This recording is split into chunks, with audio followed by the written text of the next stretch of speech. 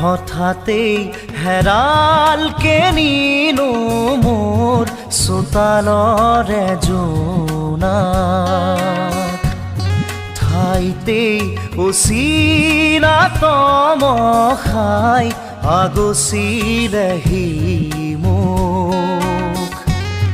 হঠাতেই হেৰালকে নিনো মোৰ চোতালৰে জোনাক